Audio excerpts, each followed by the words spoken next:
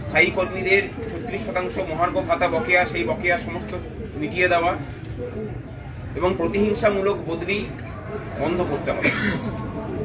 এই দাবিতে আমাদের আন্দোলন আজকে 1 বছর ক্রস করেছে, 1 বছর 2 দিন চলছে। এই নিয়ে দ্বিতীয়বার অনশন শুরু হয়েছে, সেই অনশনও আজ 9তম দিনে পড়েছে এবং তার সাথে আগামী কাল থেকে আমাদের অনির্দিষ্টকালের ধর্মঘটের ডাক দেওয়া আছে। কিন্তু এর মাঝখানে বহু অভিভাবক, স্বেচ্ছাসেবী সংগঠন তারা আমাদেরকে মেল এবং ফোন করে জানিয়েছেন যে মাধ্যমিক থাকার কারণে, এবং আমাদের মধ্যে থাকা হাই স্কুলের সংগঠনগুলোও বলেছেন যে মাধ্যমিকের প্রস্তুতির জন্য অন্তত 4-5 দিনের একটা সময় প্রয়োজন হয়।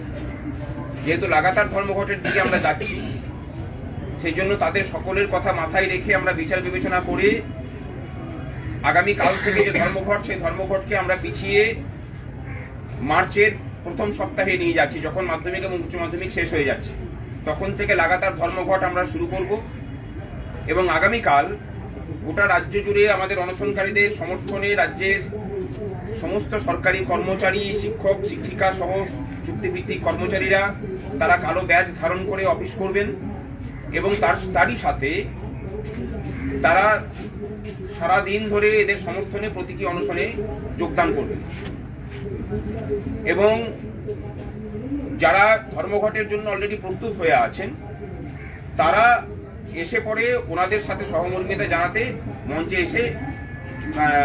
মঞ্চে আসবেন এবং তাদের সাথে প্রতীকী অনশনে বসবেন কালকে আমাদের মঞ্চে। এবং এরই সাথে আমরা এটাও ঘোষণা করছি যে এই যে অনশন মঞ্চ, আমরা এতদিন থেকে অনশনে এখানে আছি, সরকারের টনক নড়েনি। এই অনশন মঞ্চকে আমরা নবান্নের সামনে নিয়ে যাওয়ার জন্য পুলিশের কাছে আবেদন করছি। যদি না মেলে তখন হাইকোর্টের দ্বারস্থ হয়ে সেই অনশন মঞ্চ ওখানে নিয়ে যাওয়া হবে এই সময়ের মধ্যে, যে কোনো দিন, সেটাকে আমরা আজকেই আবেদন করছি দিন চেয়ে। এবং তার সাথে সারা মাস ধরে সরকারি দপ্তরগুলোতে আমরা প্রচার চালিয়ে আগামী লোকসভা ভোটের আগে লাগাতার ধর্মঘটের ডাক দিচ্ছি সমস্ত সরকারি অফিস সহ শিক্ষা প্রতিষ্ঠান এবং সাধারণ মানুষকেও ডাক দেব যে এই ধর্মঘটে আপনারা সকলে অংশগ্রহণ করুন। এবং এর সাথে দেখেছেন যে গত মিছিলে আমাদের সাথে আদিবাসীদের বেশ কয়েকটা সংগঠন যুক্ত হয়েছেন, তারা তাদের প্রতিনিধি পাঠাতে পারেননি, কিন্তু তারা তাদের মাধ্যমে যে বার্তা আমাদেরকে দিয়েছেন সেটা আমরা জানাচ্ছি। আদিবাসী সংগঠনগুলোর বক্তব্য হচ্ছে যে ফেক এসটি সার্টিফিকেট নিয়ে যে কেস হাইকোর্টে হয়েছিল, সেখানে যে সিবিআই তদন্তের আদেশ দেওয়া হয়েছে সিঙ্গেল বেঞ্চের পক্ষ থেকে, তাকে চ্যালেঞ্জ করে রাজ্য সরকার হাইকোর্টে, ডিভিশন বেঞ্চ এবং সুপ্রিম কোর্টে গেছে।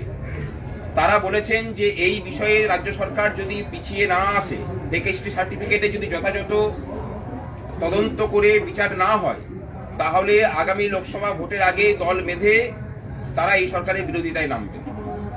আমরা এই সমস্ত কর্মসূচিকে নিচ্ছি।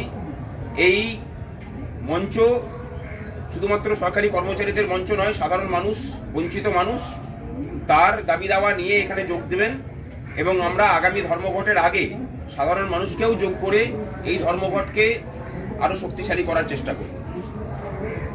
আর অনশন কর্মসূচি যেমন চলছে সেরকম চলবে। আমরা এই অনশন কর্মসূচিকে আবার নবান্নের সামনে স্থানান্তরিত করার চেষ্টা করব। মাধ্যমিক উচ্চ মাধ্যমিকের সূচি তো অনেকদিন আগেই ঘোষণা হয়েছিল, সেই হিসাবেই তো আপনারা সেটা ডেট ফিক্সড করেছিলেন। আমরা ডেট ফিক্সড করেছিলাম। আমরা ভেবেছিলাম যে সরকার বোধহয় আলোচনায় বসে সমস্যার সমাধান করবে এবং সেই অনুযায়ী, এবং তারপর থেকে যেটা বড় হয়েছে যে মাধ্যমিকের সূচিটাকে এগিয়ে নিয়ে আসা হয়েছে। 11টা থেকে 11:15 থেকে সেটা 9:30 করা, 9:45, 10:30 করা হয়েছে।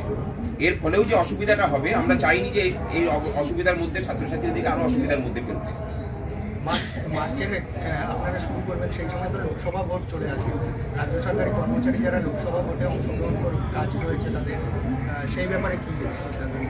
যেটুকু খবর আছে যে মার্চের প্রথম সপ্তাহে হয়তো লোকসভা ভোট ঘোষণা হবে না। লোকসভা ভোট ঘোষণা হওয়ার আগে পর্যন্ত তো আমরা ধর্মঘট করতেই পারি এবং সেটা লাগাতারই হবে। লোকসভা ভোট ঘোষণা হয়ে গেলে যদি সেটার লোকসভা ভোটের সাথে এটার কোনো সম্পর্ক নেই, কারণ কর্মচারীরা তাদের দাবি দাওয়া নিয়ে শুরু করছেন। ভোট ঘোষণা হয়ে গেলে পরে আমরা তো আমাদের দাবিটা তো তার আগে থেকেই চলছে।